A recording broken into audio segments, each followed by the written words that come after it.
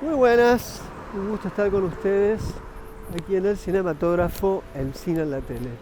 Estamos en la Bienale, pero hoy no vamos a hablar, no vamos a hacer los famosos diálogos caminando por la ciudad, básicamente por el State Park, que es el parque central, sino que vamos a referirnos a dos películas que están acá, porque tanto Arturo a los 30 como Cielo Rojo se vieron en el festival o se van a ver, en el caso de la película argentina, en el festival. Pero estuvieron en Argentina, se estrenaron en las salas y de eso vamos a hablar. Me parece que son dos películas importantes y además son dos películas que nos permiten pensar la comedia. Así que de este modo, como siempre decimos, empezamos el cinematógrafo. Y nada más tengo allí atrás de cámara al gran Philip Hartman. Así que le agradecemos por hacer cámara y no tener que estar poniendo el trípode. Empezamos.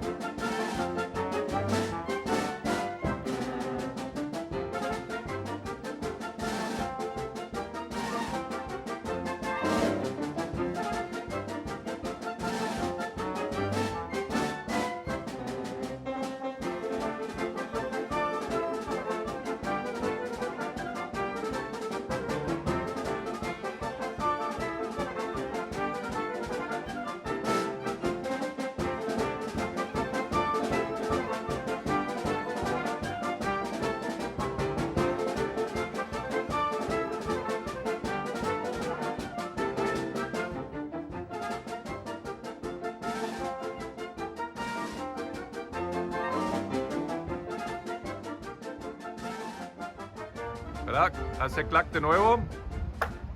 Grabando.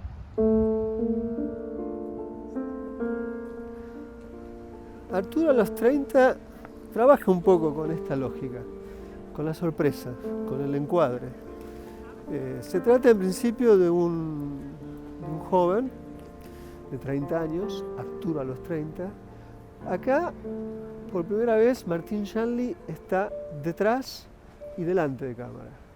Había hecho Juan a los 12, en donde justamente la edad de alguna manera presuponía un universo referencial. Y esto es lo que sucede en esta ocasión con esta película que me resulta fascinante por cómo concibe el humor. Y vamos a hablar bastante de eso, vamos a tratar de entender el sistema de la comicidad que tiene Arturo a los 30. En principio se trata de un joven de 30 años que está en una situación de inadecuación.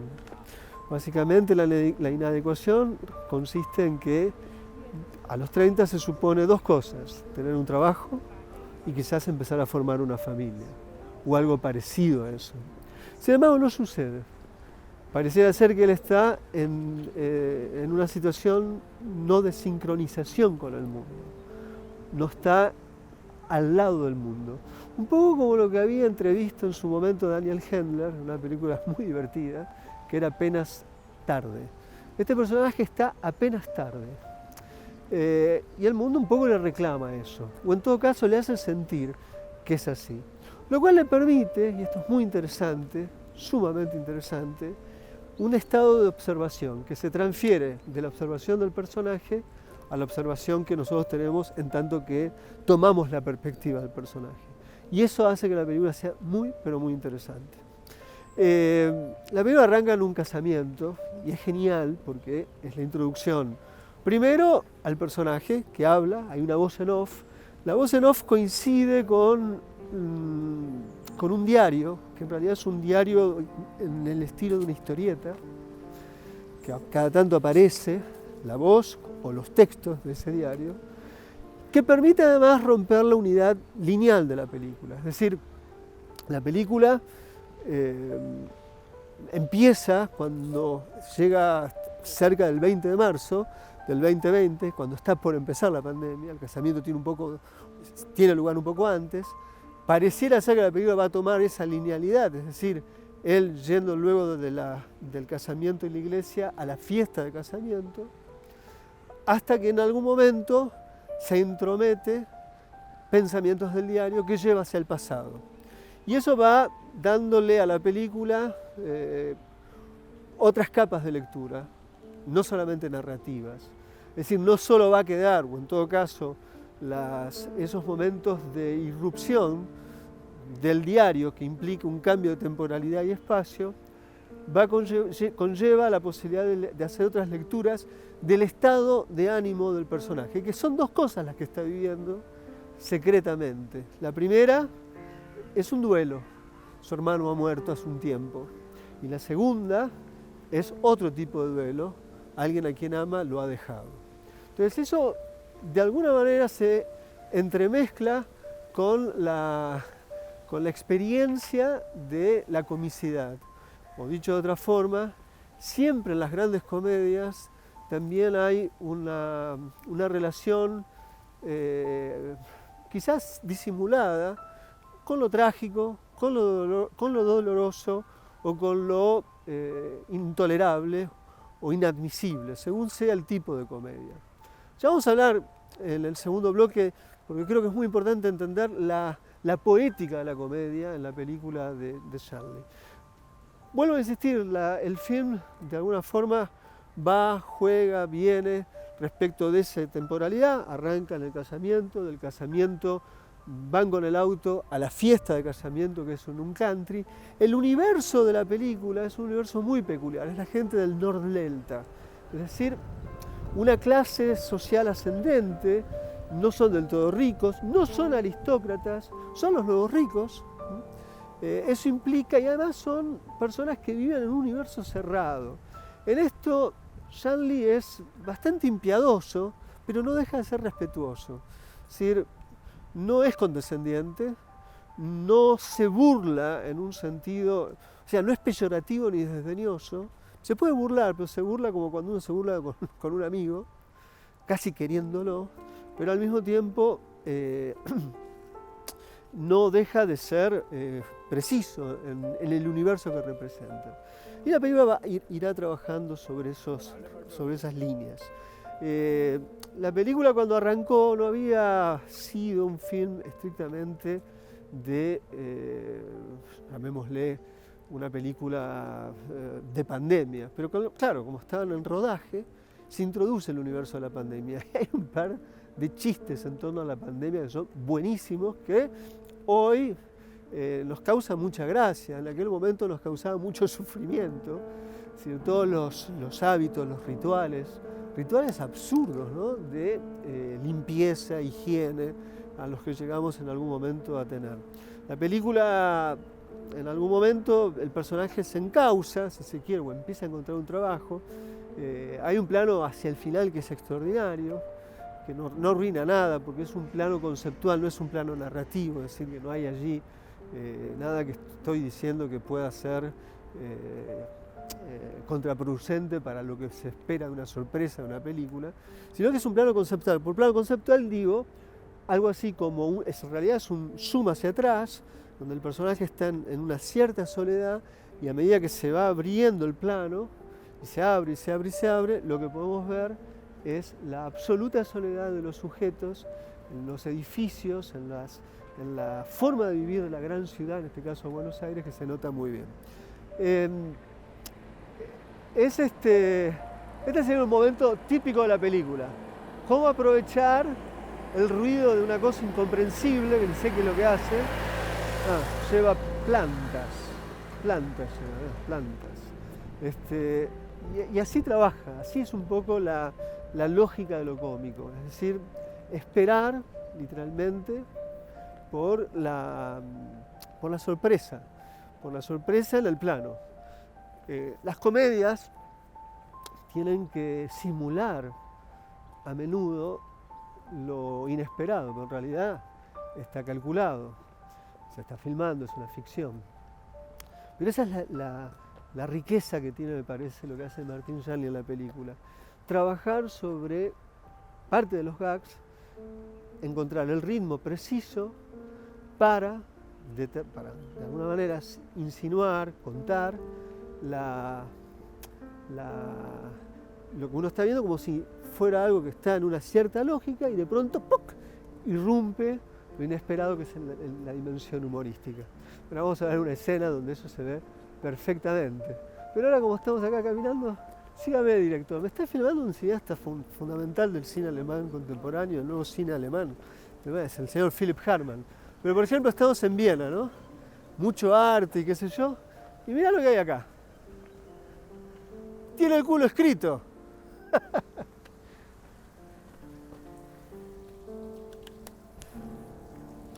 Pobre señor. En fin, un poco así es la comedia. Poder introducir los elementos, a veces del azar, o en realidad no, porque yo sabía que tenía el culo escrito.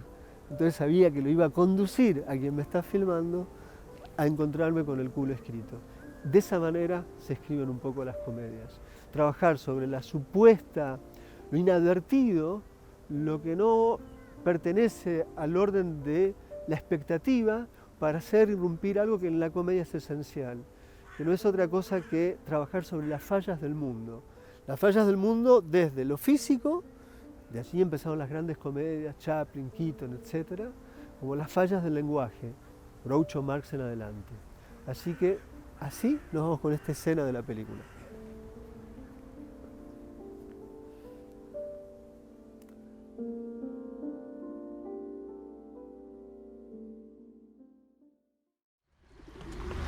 Papá. Santi.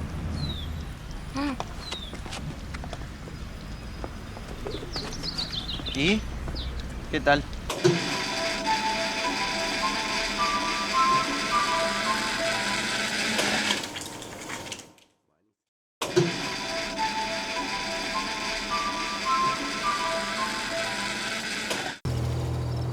Entonces, si nosotros fuimos a la derecha apenas salimos, eso quiere decir que ahora tenemos que ir a la... Espera,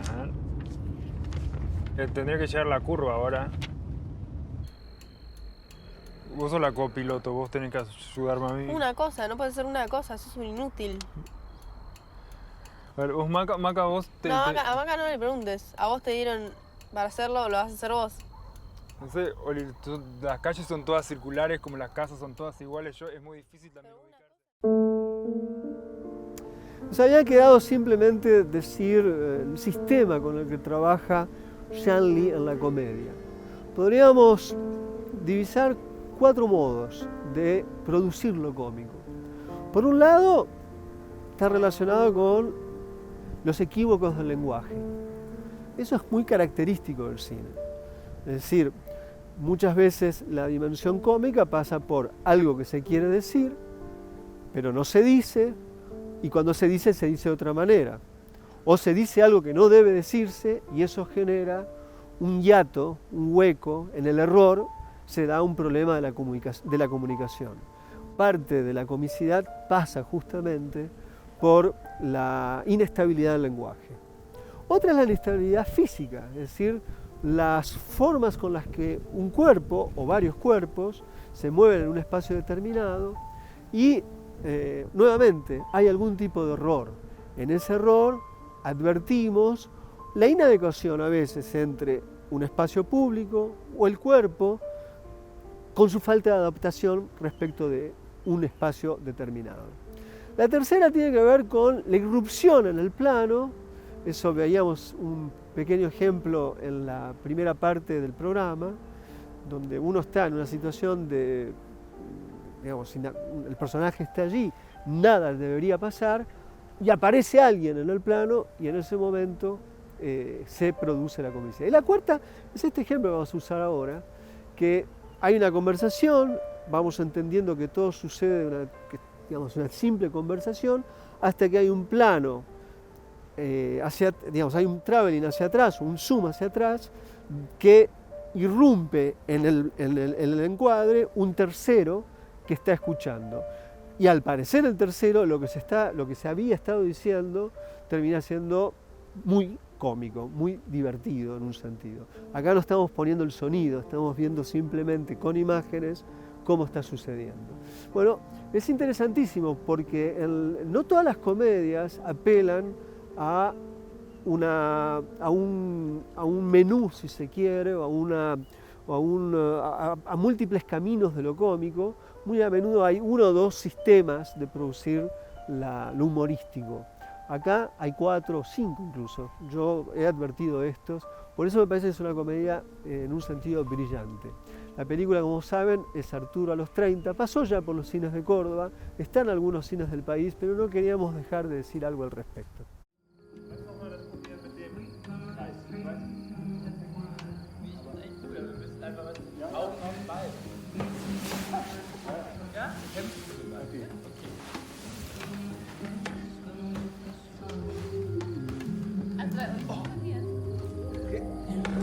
Ja. Bring den Spiel. Einfach mal ins Spiel, Leute.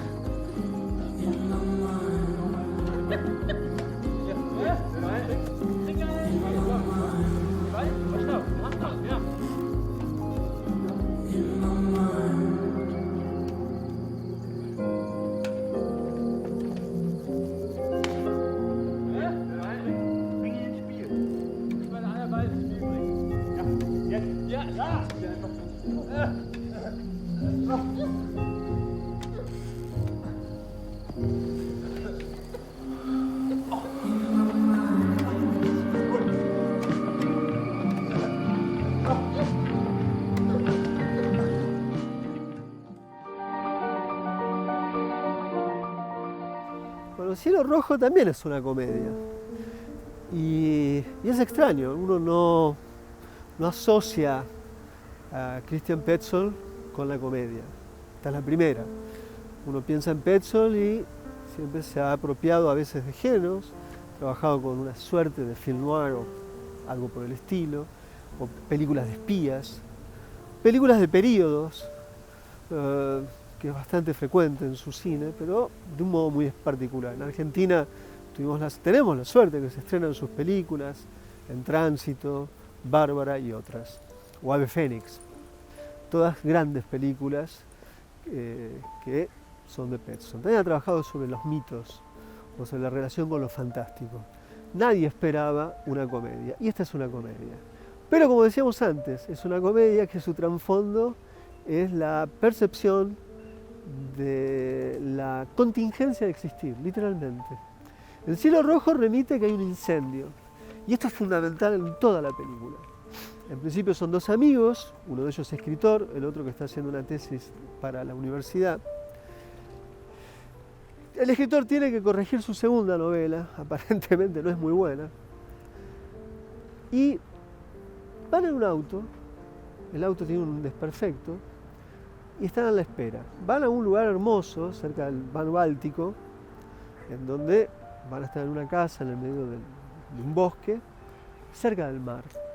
Pero algo pasa, y lo que pasa se empieza a sentir desde el minuto 1 de la película, a través del sonido. La dimensión tenebrosa de la película, eso es interesantísimo en Cielo Rojo, está desde el minuto 1 a partir del sonido. El sonido que es la naturaleza inquieta, ruidos de la naturaleza, como acabamos de escuchar al señor, al cuervo, y más posteriormente el viento, los helicópteros, que tiene que ver con que es una zona de incendio, por eso Cielo Rojo. Y en algún momento eso habrá de tener un efecto en la película. Mientras tanto, lo cómico.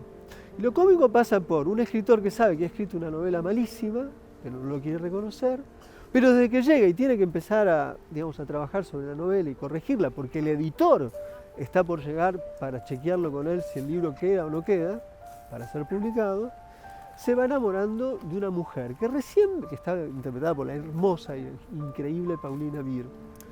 Ahora, en el primer momento, ella aparece a lo lejos, recién a los 25 minutos aproximadamente tiene una escena en la cual podemos verla, pero es inolvidable, primero porque es hermosísima y segundo porque es una actriz que tiene el impacto de las grandes actrices de todos los tiempos.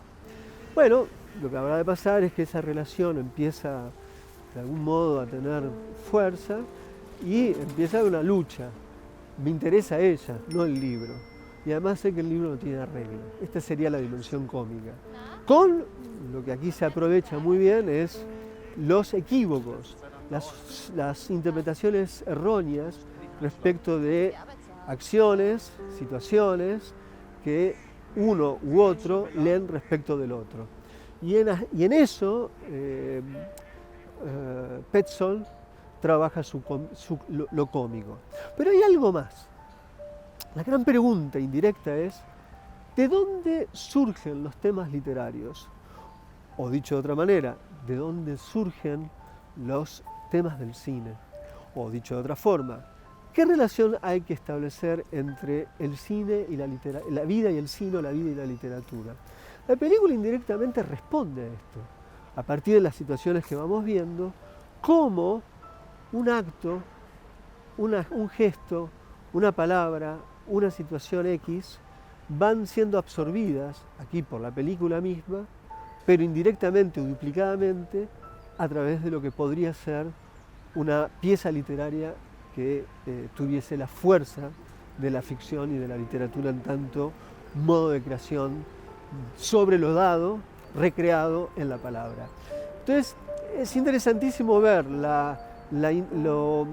cómo se emplea el saber de esa novela que en algún momento se discute, pero la contrapartida de eso es ir mostrando, sobre todo los últimos 10-15 minutos, en eso la película es notable lo que hace Petzold, es cómo plasmar justamente el modo en que se infiltra los signos del mundo en su traducción de palabras en las novelas o en los planos con sonido en el cine. En eso la película es notable.